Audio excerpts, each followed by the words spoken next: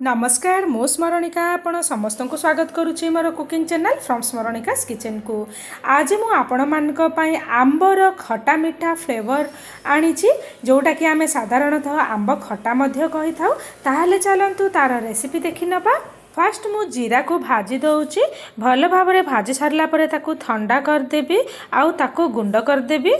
मु 1.5 कप आंब नहीं जाइए, छोट छोट पीस करके काटी देइछि, भल भाबरे धोईकी आउ तार भितर कोइली की बाहर करके फोपाड़ी देइछि। जदि टांकु बाहर टांकु को आपण फोपाड़ीबेनी, खट्टा करिवे बहुत ही भल लागिवो। बट मोर जो ये आंबटारे टांकु जमा नथिला, खाली कोइली ही बाहरला। टांकु गुड़ाक सब एमतिया ही कंचा ही करी थिला, तो बाहरी नथिला। 1.5 कप आंब पाई मु एठारे 1 कप गुड़ नहीं जाइछि। एठारे मु पाउडर वाला गुड़ नहीं। जदि आपन पाखरे पाउडर वाला गुड़ न थाए, गोटा वाला थाए, ताहले ताकू भल भाबरे छेची करी गुंड कर देबे। 1 इंच अदा को मु भल भाबरे चोपा छड़ई करी धोई करी कुटी नेइछि। फ्रेश भुसंग पत्र किछि नहीं जाइछि। मु 2टी कंचा लंका नेइछि आ ताकू भल भाबरे एमिति मझिरु देखंतु फाळ कर देछि, किंतु गोटा ही रखिछि। 2टी कंचा लंका को सेमति ही करछि। 2टी सुखा लंका नेइछि। स्वाद हिसाब रे लुण दरकार पड़िबो, हळदी गुंड आधा स्पून दरकार पड़िबो। जो भजा को जीरा मु करिथिली सेथिरु मु 1 स्पून पूरा फुल 1 स्पून नहीं जाइछि। जदि आपण अधिका टिके राग खाउथिबे ताहाले एथिरे आपण मरीच को मध्य भी गुंड करके मिसई पारिबे। कॉर्नफ्लावर मु नेइछि 1 स्पून, पंच फुटण 1 स्पून दरकार पड़िबो। आउ काश्मीरी रेड चिल्ली पाउडर रु मु आधा स्पून रु 1 स्पून भितरे मु पकेबी। जदि आपण चाहिबे लंका गुंड मध्य भी नहीं पारिबे, किंतु जेहेतु कंचा लंका भी नेइछि, सुखा लंका नेइछि, काश्मीरी रेड चिल्ली पाउडर रे नो डाउट कलर बाहरे तथापि टिके रागर फ्लेवरटा देई थाए। आउ तेनु करी मु मरीच गुंड आउ नौनी। यह छड़ा हमको पानी आउ तेलर आवश्यकता पड़िबो। मु सोरिष तेल रे करिबी। सोरिष तेल को 2 स्पून नहीं जाइछि आ गरम कर दउछि। जेतेबेले सोरिष तेल गरम हे जिवो, मु 1 स्पून पंच फुटण नहीं जिबी, सुखिला लंका 2टी को मध्य नहीं जिबी, आउ कंचा लंका 2टी की मध्य भी पकै दी करी सब गुडा को भाजी देबी। तापर भुसंग पत्र मध्य पकै देबी, आउ अदा फेटा को मध्य भी पकै देबी। जेतेबेले अदार गोटे रस स्मेलटे पळै जिवो, सेतेबेले मु आंब गुडा को पकै देबी।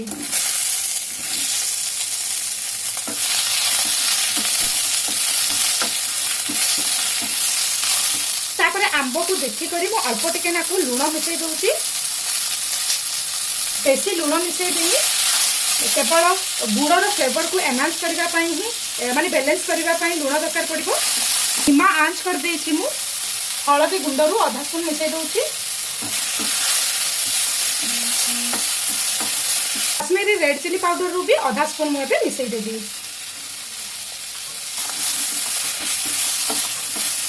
जदि चाहिए अधिका टिके आपन को राग दरकार, ताले मरीच गुंड मध्य भी ए टाइम रे आधा स्पून किबा स्वाद हिसाब रे आपन मिसई देबे।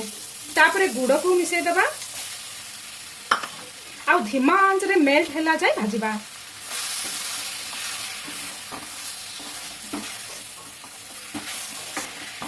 देखो तो से मेल्ट हेबा आरंभ हो गलानी। आंच को किंतु धीमा कर देथिबे।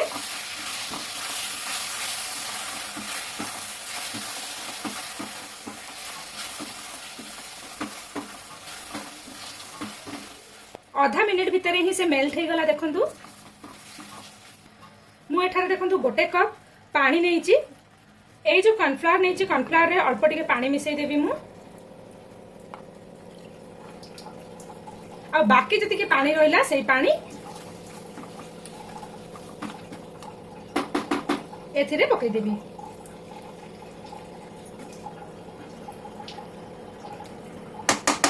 एबे घोड़े देबी आउ सिझिबा पाई देबी। ए जो कॉर्नफ्लावर को भल भाबरे एमती मु मिसई दउची।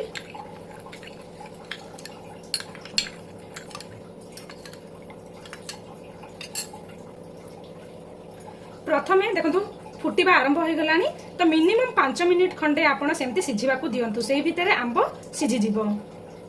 5 मिनिट हे गलानी, तो हमें चेक कर दबा। आंब देखंतु सिझि गलानी। ए जो कॉर्नफ्लावर अच्छी तले पुणी बसी गलानी, तो आ गोटे थर भल भाबरे एमती मिसई दबा आ पकै दबा।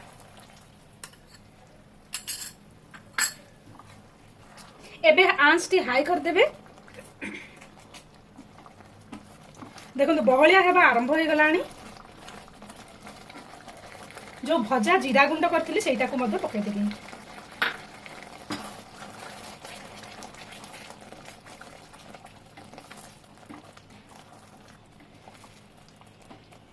एबे आमे स्विच ऑफ कर दबा। हमर प्रस्तुत हो गला आंब खटा मिठा।